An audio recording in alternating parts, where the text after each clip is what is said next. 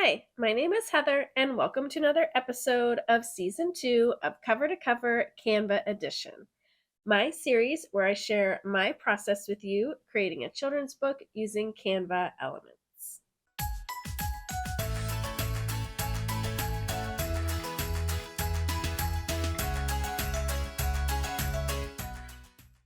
I'll include my copyright reminder here. And remember, this isn't a tutorial, it's just me sharing my process with you. So if you'd like more step-by-step instructions, then check out the videos that I'll link in the description. I have Lorene's book pulled up here, and last episode we did the scene of the kids riding the school bus over to the school with the teachers in front of it. So let's take a look at the next scene. This one says, they showed us our cubbies where we put all our stuff, and the classroom had toys. There were more than enough. There were Legos and blocks to build great big tall towers, and crayons and paints to create pretty flowers. This looks like it's going to be a lot of fun. Since we have two kind of different descriptions here, so one is about the cubbies where they put their stuff, and then the next part is about the Legos and blocks. I think we could make this a spread and have the first text on the first page, and then the second block of text can be on the second page. And then we can have like the cubbies on the left page and then all the other stuff on the right page. And then we'll have students putting their stuff in the cubbies and maybe like grabbing crayons and paints or whatever. So I think this is going to be really cool. Let's start by adding the ground and the wall so that we have kind of a base to build off of. I'm just going to press the letter R on my keyboard to bring up a rectangle. And I'm just going to stretch it out and make it however tall that I want it to be for the ground. So I'll just start with this and see how it goes. And then I want to set the color. I think a blue might look pretty cool for the carpet. And then for the wall color, I can just click on the page itself and I'll just set the background color. I would like for this to be something fun and bright also. Orange looks pretty cool. We could maybe try this and see how it looks. And then if we want to change it later, we can. My cats are fighting. Okay, baby. And then I like to add just a little bit of shading to this. So I'm just going to duplicate this rectangle by holding down Alt and dragging. And then I can take the new one that's in the front and I'll just make it a little bit darker like that. So that way we have a little bit of a darker color for the front of the trim, and then we have a highlight along the top. And let's just go ahead and copy these, and then I'll just paste them on the next page.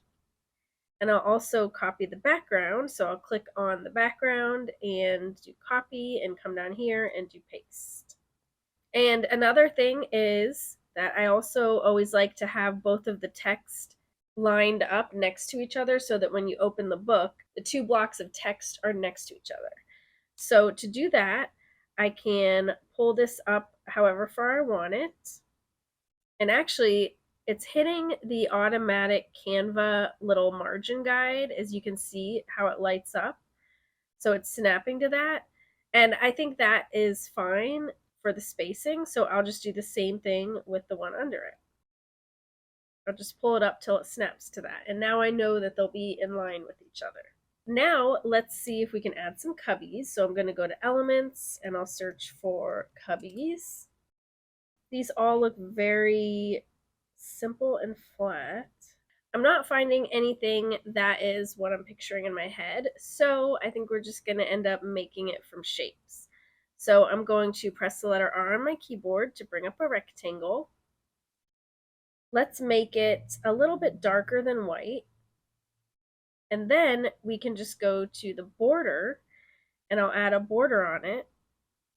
And this is going to be like the thickness of the wood or whatever it's made out of. And I'm going to click on border color and I'll make it white. And then I'm just going to make this small. And I want it to stay a square. So I'm going to hold down Shift while I resize it so it'll stay a square. Maybe we want to show a little bit that it's three-dimensional, so we could have like the inside kind of going back. So let's see what shapes that we can get from here that might work. I think I'll try this one. Just kind of size it down so that it can fit in here. And I'll make it maybe just a little bit lighter than the inside color. And I think if we just copy this and then rotate it and make it a little bit darker, then it looks kind of three-dimensional, like it's going back.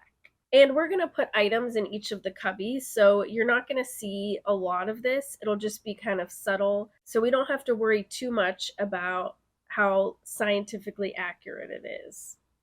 So I'm going to go ahead and group this, and I'm going to pull it down. And now I'll just duplicate this to make more of the cubbies. But when I duplicate it and have it snap to the other one, you can see that it's like twice as thick here. So I actually only want it to be like a single thickness. So I'm going to move it so it overlaps it. And now it's just a single thickness between them. Now I can grab both of these and duplicate them. And then I can grab 4 and I'll duplicate those. And now I'm just going to group all of this together so I don't move it around. And I'll also group the ground plus the trim. I might even have it come like off the page.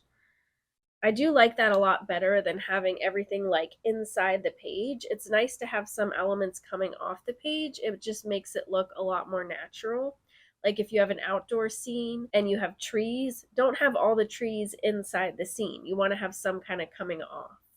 Now I can add some little things in the cubbies. So if I go to elements, I can find like backpack. This has outlines on it, so we don't want that. It doesn't match our style. This one has texture. This is a cute one.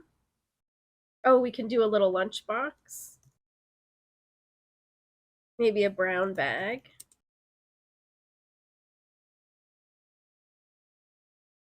Oh, we can put like some folded up clothes maybe. This is cute, a little scarf. But we do have a lot of brown here, so I want to make it more of a fun color. Like pink. And we could maybe do some books too. I'll make this more of a fun color.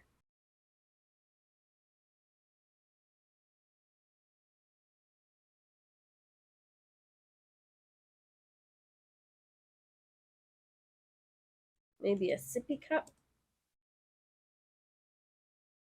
Water bottle.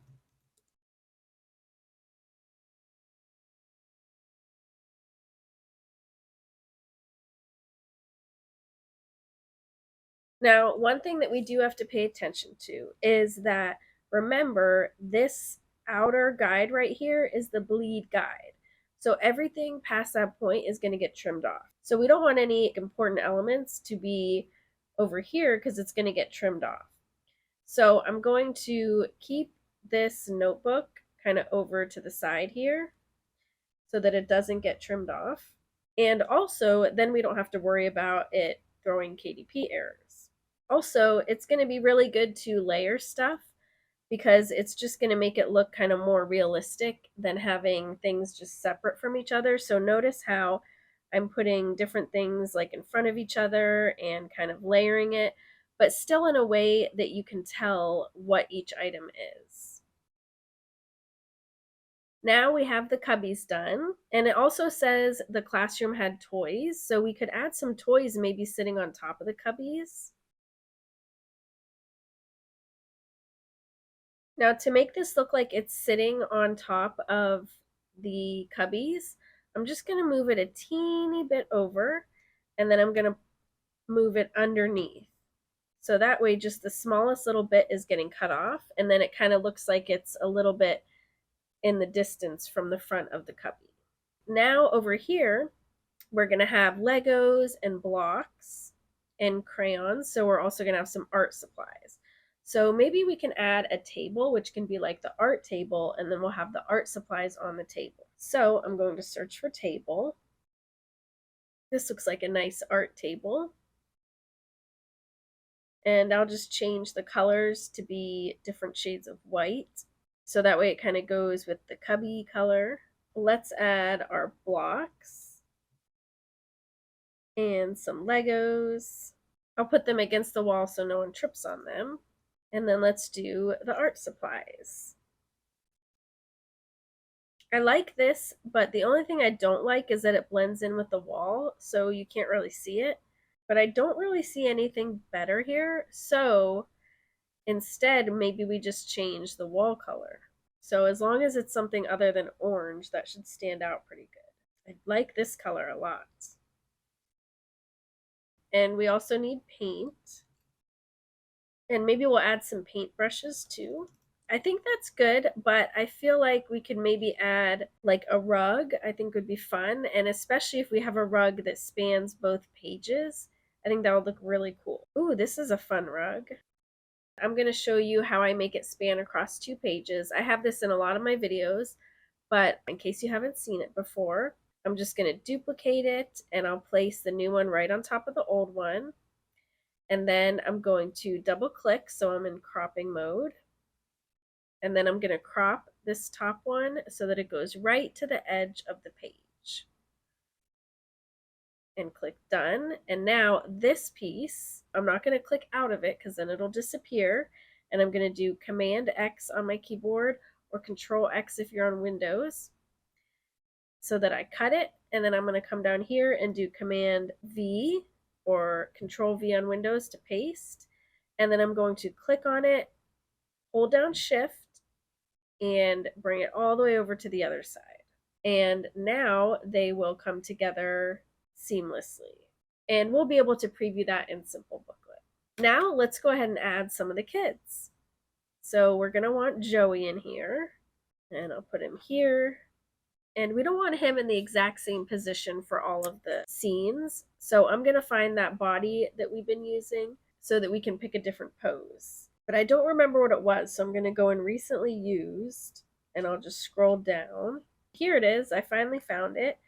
So from here, I can just click the 3 dots and do view collection, and here are all of those bodies.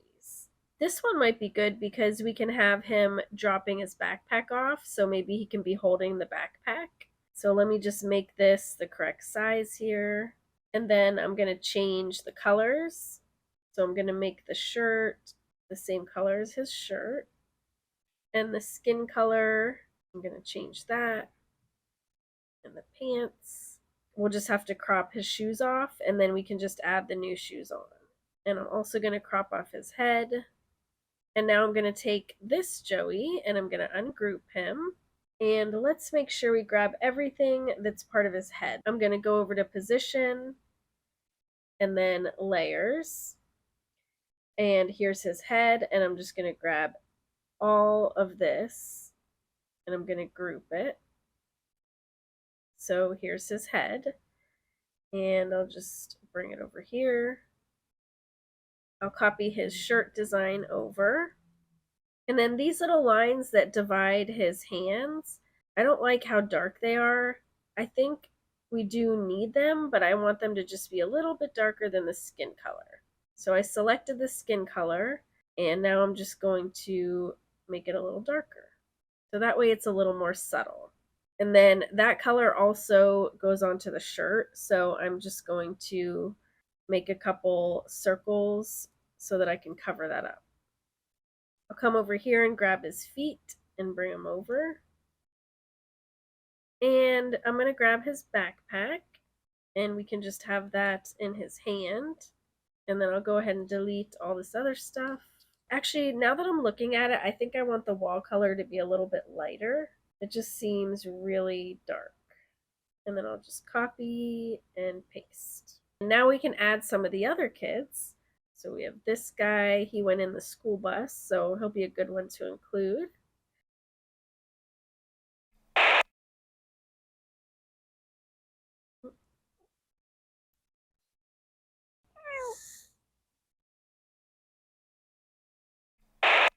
Maybe we'll just have him like looking at the art supplies. That little girl we can't really use because she doesn't have another pose, but I would like to have some kind of other girl here. So let's just search for girl. I like this little red-haired girl. Oh, this is cute because she's sitting on the ground. Oh, we could have her sitting, maybe playing with blocks. Although that looks really busy, it's kind of hard to see. Maybe if I move them over here. And then I'll just change the blue to a different color so it doesn't blend in with the carpet. And maybe we could do one more boy. Maybe I'll have him up here. Maybe he's talking to the girl because they're looking at each other. The only thing I don't like is that it looks so busy that Joey with his backpack, they don't stand out a ton. So I'm going to maybe put them over here so you can see it against that wall color. And then I'll put her over here talking to that kid. And then I think that might work better. Let's also switch this kid out because his eyes are such a different style than all the other eyes. So I think it's better if we just use a different one here because it just makes it so obvious since his are the only ones like that. Maybe I'll flip him so he's kind of looking this way in towards the picture. I think that's good. Let's go ahead and preview this. So in order to preview spreads, I like to look at it in Simplebooklet. So I'm going to go to Share, More, Simplebooklet Flip, and I'll do all pages and save. Here is our spread. I think that looks really cool. Let me know what you think in the comments. And if you're working on your own children's book, join my Creativity Club on Facebook, where we support and encourage each other and help each other to reach our goals. I hope this was helpful. If you have any questions, let me know in the comments. Or as always, you can email me at heather@heathercash.com. And if you like this video, please give it a thumbs up and subscribe so I know to make more videos like this. Thanks so much for watching. Bye.